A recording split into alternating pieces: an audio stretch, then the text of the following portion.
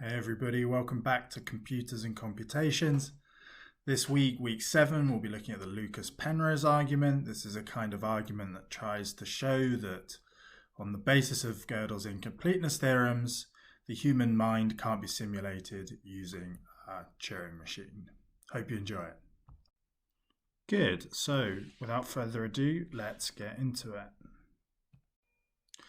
So last week we talked about the Church-Turing thesis, the idea that every effective computation was computable by a Turing machine. And this seems to be a claim about the kinds of things a Turing machine can do. And what we're going to do in this week's material is look at an argument that tries to identify a limitation as to what a Turing machine can do, but it's a kind of philosophical limitation that employs some of the more formal limitative results. Now, the core philosophical position that we'll be looking at is something that's often called mechanism. And this is the claim that the human mind can be modeled by a Turing machine. Okay. Now, what exactly that comes down to is a little difficult to say, and we need to be a lot more precise about what that's going to mean in order for it to be an interesting thesis. And that's what we're going to do in section 1. In section 1, we're going to look at mechanism in more detail. The Lucas-Penrose argument, which we'll look at one version of it in section 4 and then a different version of it in section 5, tries to use something called the incompleteness theorems in order to show that mechanism is false.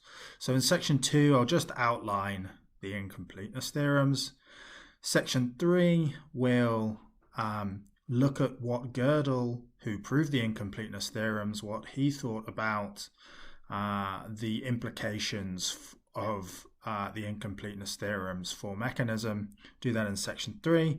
And then, as I said, in section 4 and section 5, we'll look at particular versions of the Lucas-Penrose argument, some problems with them, and the state of the literature now and where it looks like it might develop. So the question of whether the mind can be modeled by a Turing machine needs to be made substantially sharper. So first, it's unclear what the target behaviors are meant to be. Right? Do I want a Turing machine that will play baseball for me? Or do I want a Turing machine that will tell me all truths about the physical world? Let's say we have to be more precise about what the target behaviors are going to be. And so, okay, what we'll do is, for the sake of argument, and in particular the sake of looking at Gödel's incompleteness theorems, we'll restrict to mathematical outputs, and in particular outputs in the language of arithmetic. You think of LPA. PA is just our standard first order arithmetic system. LPA is just the language of those axioms. Okay, so this is the first way we're going to make things more precise. We're going to say, is there a Turing machine that is able to compute the same things that the human mind can compute when we restrict to arithmetic, or perhaps some mild expansions of arithmetic? We'll talk a little bit about some expansions later in the talk. So now we've settled on the kind of outputs we're looking at. There are at least two immediate problems. So the first is that real humans make mistakes in calculation. Turing machines do not. They do just what they're programmed to. I mean, obviously you can write a bad program into a Turing machine, but that's not the Turing machine's fault. Whereas I can be, with perfectly good rules, can just make mistakes in computation. Okay. Secondly, real humans only ever give finitely many outputs. We tend to be, unfortunately, limited by the bounds of mortality, and every finite set is computable. If I have a small finite set, I can just list the numbers in that set. So say it's 17, 563, and 12. I can just make a Turing machine that writes out 17, writes out 563, and writes out 12. That's a kind of trivial thing to do with the Turing machine. Okay. So in order for it to be an interesting problem, whether the mathematical outputs of the human mind can be modeled by a Turing machine, we need to idealize on what we mean by the human mind. Okay. So we're going to allow an idealized human mind that has unlimited resources and never makes mistakes. So it never makes errors, and it can use as much space as it wants, and it can use as much time as it wants. Before we continue, I think it's important to identify a substantial philosophical question here. And that's, what kind of agent do we get out of the idealization, and how interesting is this for us? Okay, so presumably the reason that we want to consider this kind of mechanism is to tell us about the actual nature of humans. I mean, it's an interesting theoretical question whether this highly idealized agent can be represented by a Turing machine or not, but in the end we want to talk about humans, not idealized humans. It's a much more interesting question if it applies to agents more like us. So maybe, one might think, maybe it's fundamental to being human to be resource constrained in some way. So perhaps, for instance, if we restricted to computations that run in some restricted amount of time, even if it's not finite, you'd get a better model of human computation. That's one thing you might want to argue. We'll discuss this question a bit more later on in the course, but I think it's something to bear in mind when we're considering mechanism, and in particular arguments for and against mechanism, as to whether the idea of idealized human needs to be refined more or not, or whether it is actually satisfactory as it stands. Okay, so that won't form the focus of this lecture. Instead, we're going to focus on the Lucas-Penrose argument, and we'll start with the refined version of mechanism. So this states that there is a Turing machine that can give the same outputs as the ideal agent, i.e. everything computable by the idealized human is Turing computable. Okay. So for example, we've got our little idealized agent down here. This is some sort of human-like critter. And she's thinking about the Wiles-Taylor proof of Fermat's last theorem and saying, okay, yeah, I can tell that PA proves Fermat, right, let's say. And then on the other side is, assuming that we have that, then we also have a Turing machine that will, on some finite subset of PA, will be able to run through a proof of Fermat's last theorem and transform this particular gamma into the statement of Fermat's last theorem, right? Now, the claim by the mechanist is that any such proposition that is computable in this way will also be computable in this way. Okay, so now we need to talk about the main formal driver behind the Lucas-Penrose argument, and this is Gödel's incompleteness theorems. Now, I'm not going to go through proofs of the incompleteness theorems, but I do think they're important to know about and understand a little bit about, both with respect to the Lucas-Penrose argument, but also they're just generally very philosophically interesting. So I'll give a sort of sketch of the main ideas behind the incompleteness theorems over the next few slides. And from here on out, we're going to let T denote an omega consistent. That just means that it's very close to consistent. There's a specific formal statement that you can look up if you want to, but it's basically consistent. Recursively axiomatizable theory, so that just means there's a program that decides whether a particular sentence is an axiom or not. capable of representing a relatively weak fragment of arithmetic. Let's take primitive recursive arithmetic for now, if you know what that is.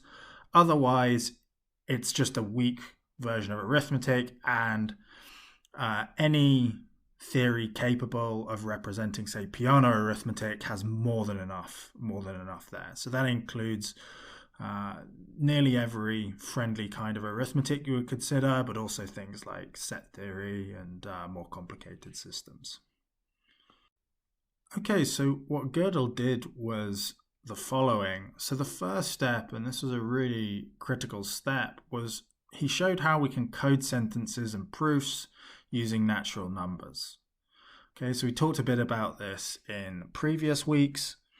If I let left parenthesis be mapped to some particular number, let's see 7, and I can let my equality sign be mapped to some particular number, let's say 8, and I let variables be mapped to some other numbers, and then using prime decomposition for any particular formula we like, we can give we can identify a unique natural number corresponding to that formula. Okay, so you just take all the symbols in first order logic and you map them to numbers and use prime decomposition to ensure that you identify a unique number for each formula. Okay, we're going to let the code of a sentence be denoted by phi. Now you can also denote proofs this way too. So for instance, a proof is just a particular sequence, just like a formula is a particular sequence. So we can also talk about proofs as codes, and we'll just use normal natural numbers to talk about proofs. So n, x, and so forth. Okay, so that's step one. We have to arithmetize the syntax in order for us to be able to talk about formulas using natural numbers, right? Represent formulas using natural numbers. The second step was to prove the diagonalization lemma, often called the diagonal lemma as well.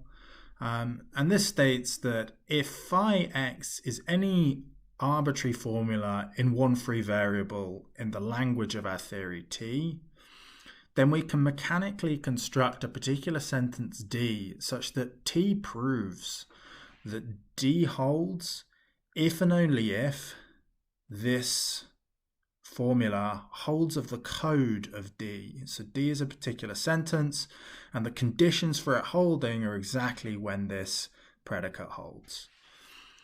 This is going to allow us, when we start inserting particular predicates in here, to prove a lot of limitative results. Okay, so now we want to show incompleteness. We want to show that there's a sentence phi, such it's not the case that T proves phi or T proves the negation of phi. So we need some way of talking about proofs, and this was the next step that Gödel did, was to show that there's a predicate, proof xy, in the language that holds just in case x codes a proof of y, which will let it denote the code of some phi in T. So proof xy is telling you that there's x here, and this is coding some sequence from the axioms, right, that follows by rules of inference, and then we end in the code of phi, right? So we're coding up, talk about proofs with sequences of natural numbers, and we show that there's a predicate that does that. Okay, then using the diagonal lemma, we've got this proof predicate. We can diagonalize on the proof predicate, and or on the negation of there exists an x proof xy, using the diagonal lemma to get this sentence G. That G holds if and only if. It's not the case that there is a proof in T of G. Let this proof be x, right? So now you have the first incompleteness theorem. G, assuming that T is consistent, is not provable in T. Okay, why is this?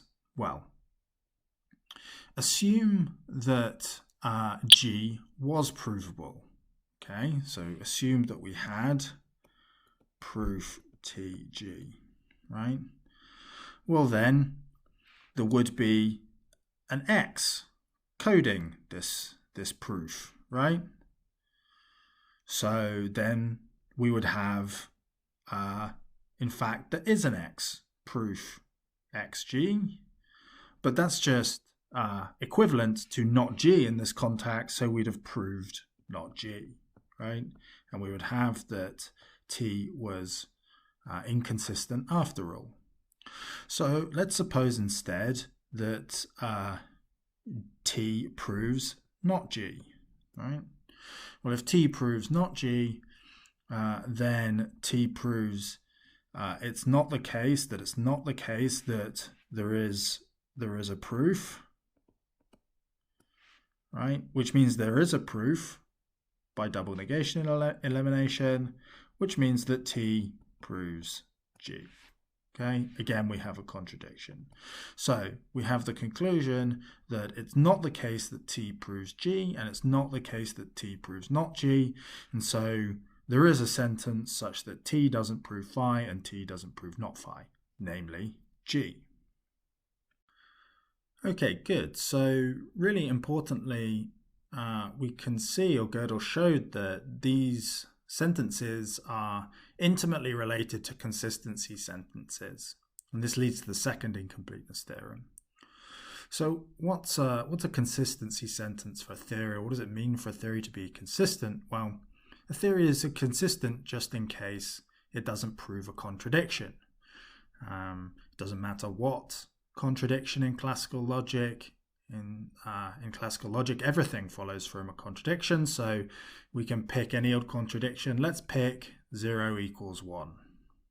Okay, and so the consistency sentence for T can be formulated as it's not the case that there is some number coding a proof of 0 equals 1 in T. And what Gödel showed was this is actually equivalent to the sentence G we discussed on the previous slide. And so we have the second incompleteness theorem. It's not the case that T proves the consistency sentence for T, assuming all the constraints we have on T, and it's not the case, assuming T is consistent, that T doesn't prove that proves the negation of the consistency sentence for T. So this is generally really philosophically important because it shows you that if you think some recursively axiomatizable theory of arithmetic is part of our best theory of the world, let's let that theory be T, it's always going to miss out the consistency sentence for itself. We just can't have a nice theory that proves its own consistency and is capable of axiomatizing arithmetic. Okay. An interesting question here is whether or not there could be some T prime, some other theory that proves con T. I'll give you a clue. The answer is yes. I'll give you the answer on the next slide, but I'll ask you to maybe pause the video and think what that theory might be. So the answer is yes, there is a theory T prime that proves the consistency sentence for T. For example, we can just consider T with the consistency sentence added to it, right? So just throw in the consistency sentence for T on all the axioms of T, and then you get a theory that can prove con T. It's a one-line proof. You just repeat con T. Okay? But this doesn't get rid of the issue raised by Gödel's second incompleteness theorem, because then we'd have a sentence for T prime con T plus con T, i.e. con T prime, such that T prime doesn't prove this consistency sentence. So what emerges here is a hierarchy of theories. So we have some theory T, and then we have another theory T prime. And T prime can prove the consistency sentence for T, let's say, but it can't prove its own. And then there's another T double prime. And this is a big hierarchy. This gets very interesting in the context of set theory, when the kinds of consistency sentence we prove or are able to prove depends on the kinds of infinite set we have floating around. But importantly, for current purposes, this forms the backdrop for the Lucas-Penrose argument. So this is going to be the formal result that drives the Lucas-Penrose argument that mechanism is false. Okay, so before we get in detail into the Lucas-Penrose style arguments, let's talk a bit about what Gödel thought of the implications of his own results concerning the human mind and epistemology. So he thought it had the following consequence that we'll call Gödel's disjunction. Either the mind cannot be mechanized, so mechanism is false, or there are absolutely unknowable mathematical propositions. Okay, what's the argument for Gödel's disjunction? Well, suppose that the mind can be mechanized, right? Let's assume mechanism is true, and let K be the set of all idealized human provable sentences. I'm going to use I human to refer to this idealized human, okay? And let's just identify, for the sake of argument, knowability with provability. Now, let's let TR be the set of all true sentences on the standard model of arithmetic. Now, by assumption, everything knowable or provable is a subset of everything that's true, right? We expect knowledge to be factive. Now, let's assume mechanism. Let's let MH denote the Turing machine that is representing the idealized human. Okay, and now we can reason as follows. So this Turing machine MH is supposedly listing the sentences in K. But we know from previous weeks that any Turing machine has a particular formal system corresponding to it. Let's call it FH. And we then have that FH proves phi if MH outputs phi if phi is in K, according to mechanism. But FH is consistent since, in particular, K is a subset of the true sentences, and presumably the true sentences are consistent, and any subset of a consistent set is also consistent. So con FH, con of this formal system, is in the true sentences. But we know by Gödel's second that FH does not prove con FH, and therefore MH never writes con FH. So this leads to Gödel's disjunction. Either the mind can be mechanized, right, but we can never know FH, right? The Turing machine that represents the human mind will never output the consistency sentence corresponding to it. Or the mind cannot be mechanized. There's no Turing machine that will do the job, and in particular, K is not recursively enumerable, right? Now, this was what Gödel took to follow, and a lot of the anti-mechanist literature since then, in the Lucas-Penrose style, think that we can actually eliminate option A, and that just by the dint of pure reason, we can argue for option B. Okay, so the first version of the argument runs as follows. So assume that mechanism is true and the outputs of the idealized human mind can be given by some Turing machine H. Then we know that FH does not prove con FH, right, by Gödel's second. But we also know that con FH is true, right? Why? Well, MH implements it, right? MH is a model for con FH, right? So our fragment of the idealized human mind just output con FH, right? Like presumably we are part, or you are part of a fragment of the idealized human mind, the consistent part of you, and that just output con FH. So the conclusion is that, in fact, if you assume mechanism by reflecting on the kinds of things that the consistency sentences say you can compute the value of con fh, and this is a contradiction, so mechanism is false. So there's lots to say about this argument. One point to be made is whether we really proved con fh or we just accept it in virtue of accepting fh, let's say, as reasoning agents. I mean, after all, the mathematical theory we use, the thing that corresponds to fh, might be a very, very strong theory. It might have lots of stuff in it.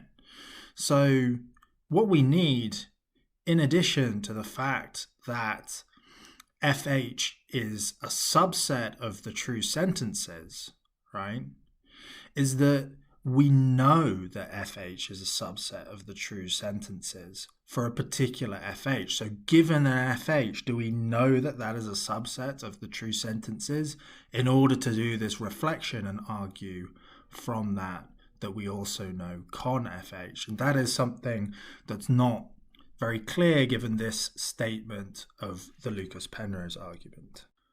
Okay, the sense I have of how Penrose responds to this worry is to make a move, rather than talking about a particular machine, to a more kind of schematic approach on which we just say what would hold given that I was some machine or other. Okay, so for particular k that are equal to the output of some mh, we're going to take this as an assumption, a non-mathematical assumption, and draw conclusions on this basis. So I don't know that I am any particular one of the fh. But what I could say is, if I were one of these fh, f would be sound. We're assuming that these fh are only outputting true sentences of arithmetic. And so then I could have the formal system f prime equals f, whatever that may be, plus I am f. This would also be sound. There's nothing wrong with saying that you are the particular Turing machine in question. But then I know that if I am f, then f prime is sound, right? If it turns out that I am in fact this particular Turing machine, then f prime is also sound. It just says true things. And so I know, conditional on the assumption that I am in fact that Turing machine, con f. So rather than talking about a particular Turing machine, we're talking about what we could infer given that I were one of them. And then this is going to allow us to compute the consistency sentence exactly as with the previous Lucas-Penrose argument. And the conclusion will be that I can't be any of them. So now, a critical factor of the revised argument is that it appears to depend on using truth and knowledge predicates. So there's a bit of discussion here. You can look at Kellner's recent paper in the Journal of Philosophy on this point. But at least on the face of things, it appears to talk about how particular sentences are true and what can be known. And these have to be involved in the reasoning process that this machine undergoes. So in particular, it has to be part of the language that the machine is acting on, right? So a natural way to formalize this is to take predicates tr and k, such that true phi holds if and only if phi is in true, and k phi holds if and only if phi is in this knowledge set, right? So this is a very natural way to formalize things, but it gets us very, very quickly into inconsistency if this route is taken. So the issue of these predicates is taken up by Shapiro. I won't go through all the details, but I want to give just a rough idea that talking about predicates in this way is really dangerous thing to do. So a good example here is the liar, right? So for given my truth predicate, if I'm just naive about how that is formulated, I can, by the diagonal lemma, right, because we have the diagonal lemma in play, I can have this sentence lambda such that lambda holds if and if it's not true that lambda, right? Now, this will give you a contradiction very quickly. Why? Well, assume lambda, then you will get it's not true that lambda. That seems to be a contradiction if we think that the truth of a sentence holding implies its truth.